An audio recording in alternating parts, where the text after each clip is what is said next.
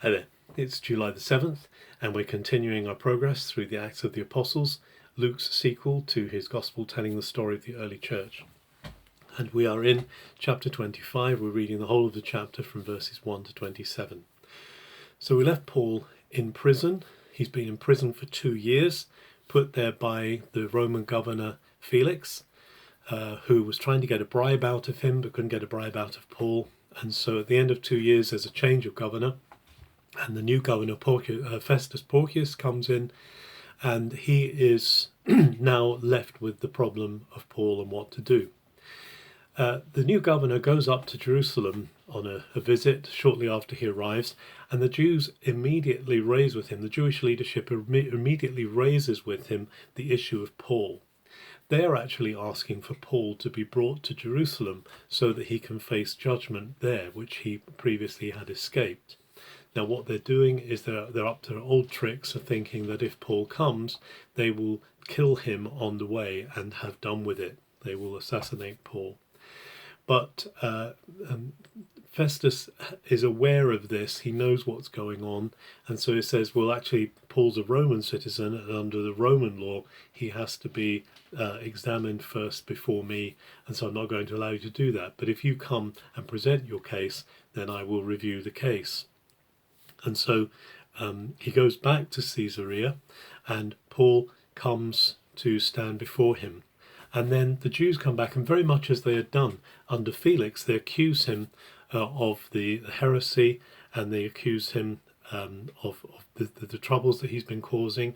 And so Festus actually gives Paul now the opportunity. He says, maybe we should send you back to Jerusalem to face the charges there, and would you like to go back to Jerusalem? Now Paul does something very clever, very shrewd.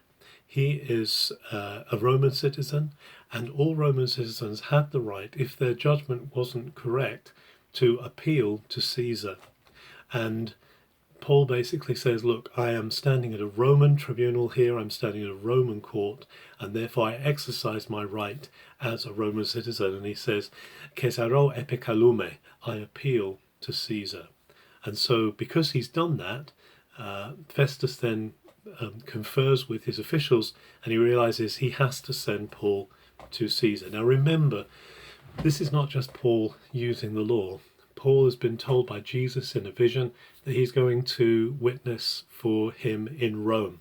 And so this is really Paul's open door to get to Rome. And so Festus says, well, I'm going to hold you until I get the opportunity to send you to Caesar. Now, something then happens which is quite significant and gives us an insight into the political situation, the political interaction between the Romans and the Jewish ruling family, the Herods at the time. Because a little while later, King Agrippa, Herod Agrippa II, comes to Caesarea probably to pay his respects to the new Roman governor.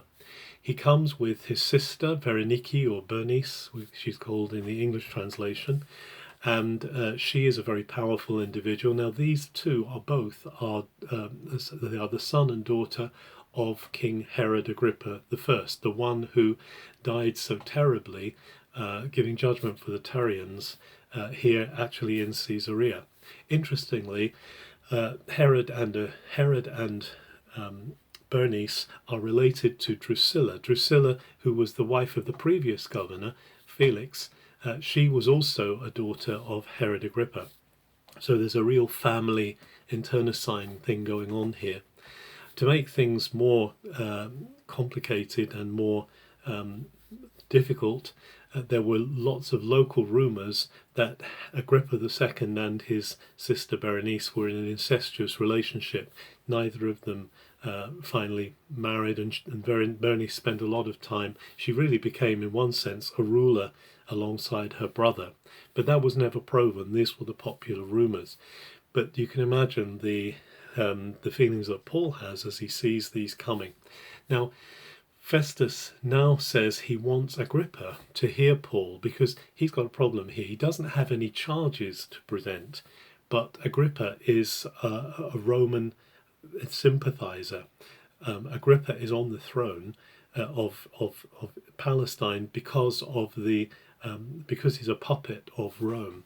And so Festus now wants Agrippa and Bernice to hear Paul so that he can frame some charges to be able to send to Caesar as he presents Paul's case to Caesar and why he's sending him on appeal. And so the chapter ends just as Paul is about to make his presentation before Agrippa and Bernice. You can see that Paul is living in a real world here. Luke is giving us an insight into the kind of things that are going on in the political sphere of his time. Paul is not stuck away in a room somewhere behind closed doors, not seen. He's very much in the public eye. He's in the public eye of the Jewish leaders, of the Roman authorities, of the Jewish dynasty. And the things that are happening here are really earth-shaping things. They're history-shaping things. And Paul is taking advantage of all his opportunities, particularly because he knows that Jesus has called him to go and share his faith in Rome.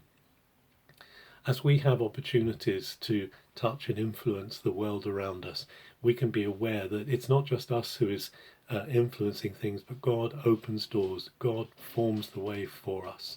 Let's be bold in taking those opportunities that we have to see the world shaped and changed, to see his kingdom come for the sake of Jesus. Have a very good July the 7th.